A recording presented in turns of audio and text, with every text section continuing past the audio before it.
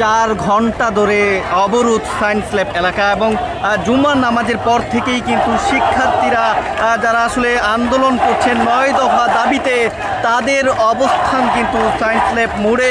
তারা কিন্তু দীর্ঘক্ষণ সায়েন্স ল্যাব মোড়ে এইভাবেই স্লোগান ধরেছেন। জানিয়ে রাখি যে জুমার নামাজের পর থেকেই তাদের যে আন্দোলন বিভিন্ন স্লোগানে পুরো রাস্তা সায়েন্স ল্যাব এলাকা কিন্তু তারা মুখরিত করে রেখেছেন। তার পরবর্তী সময়ে তাদের যে মিছিলের অংশ তারা কিন্তু শাহবাগ যে এলাকা রয়েছে সেখানে তারা গিয়েছেন। সেখানে শাহবাগ মোড়েও তারা অবস্থান করছেন এবং যান চলাচল কিন্তু বন্ধ রয়েছে। আমি যদি একটু দেখাই যে এই যে এলাকা শাহবাগ থেকে সায়েন্স ল্যাব যেই এলাকাটুকু রয়েছে পিছনেই দেখতে পাচ্ছেন যে সারি সারিভাবে এভাবে বাস এবং সিএনজি অর্থাৎ যান যেগুলো রয়েছে সেগুলো কিন্তু আটকা পড়ে আছে। কোনো প্রকার যান চলাচল কিন্তু এই মুহূর্তে শাহবাগ থেকে যেগুলো ছেড়ে আসছে সেগুলো কিন্তু মোহাম্মদপুর বা সায়েন্স ল্যাব যে এলাকা রয়েছে সেখানে কিন্তু যেতে পারছে না। পুরো চিত্রটা যদি একটু দেখাই যে এখনও কিন্তু সায়েন্স ল্যাব মোড়ে শিক্ষার্থীরা এবং আন্দোলনরত যারা রয়েছেন 9 দফা দাবিতে যারা আন্দোলন করছেন তারা কিন্তু এখনও রয়েছেন এবং তারা বিভিন্ন স্লোগান ধরছেন। তারা বলছেন যে তাদের সাথে যারা আন্দোলন করেছেন নিহত হয়েছেন সেই নিহতদের যে হত্যার দাবি তাদেরকে যে হত্যা করা হয়েছে সেই যে বিচারের দাবি তারা কিন্তু জানাচ্ছেন।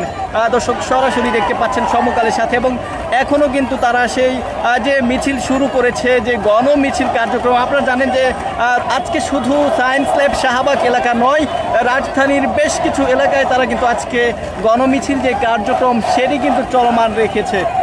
শুধু সায়েন্স ল্যাব বা শাহবাগই নয়, আমরা দেখেছি যে পল্টন যে এলাকা রয়েছে সচিবালয় এলাকা অর্থাৎ বাইতুল মোকাররমের গেট থেকে নামাজ শেষে কিন্তু তারা কিন্তু আবারও বের হয়েছিলেন এবং সেখান থেকে তাদের যে মিছিল সেটি কিন্তু তারা চলমান রেখেছে। এই যে পরিস্থিতি আসলে আইনশৃঙ্খলা রক্ষাকারী বাহিনীর সদস্যরা নামাজের পরে অর্থাৎ সায়েন্স ল্যাবে যেই বাইতুল মামুর যে মসজিদ রয়েছে সেখানে যারা আসলে নামাজ পড়ে একটা অংশ কিন্তু বের হয়ে তারা কিন্তু স্লোগান ধরেছিলেন এবং সেখানে আস্তে আস্তে কিন্তু শিক্ষার্থীদের অবস্থান জনতার অবস্থান সেটি কিন্তু বাড়তে থাকে এবং এক পর্যায়ে তাদের কিন্তু যে বিশাল উপস্থিতি সেটি কিন্তু নিশ্চিত হয় এবং আইনশৃঙ্খলা রক্ষাকারী বাহিনী পুলিশের সদস্য তারা ছিলেন তারা কিন্তু সেখানে নীরব ভূমিকা পালন করেছেন।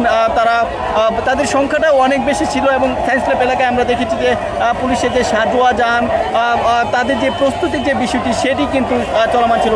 আমি যদি দেখা যে পিছনে কিন্তু শাহবাগ থেকে ছেড়ে আসা যে যানগুলো বাস সিএনজি রিক্সা মোটরসাইকেল সবগুলো কিন্তু এরকমভাবে আটকা রয়েছে এবং আন্দোলনরত শিক্ষার্থী আন্দোলনরত জনতা যারা 9 দফা দাবিতে আন্দোলন করছেন তারা কিন্তু এখনও সায়েন্স ল্যাব মোড়ের যে বিষয়টি সেটি কিন্তু তারা দেখতে পাচ্ছেন এবং এখানে কেউ কিন্তু পতাকা হাতে এসেছেন কেউ প্লেকার্ড হাতে করে নিয়ে এসেছেন এবং তাদের দাবি তারা বলছেন যে উই ওয়ান্ট জাস্টিস এবং তারা কিন্তু বিভিন্ন স্লোগান ধরছেন।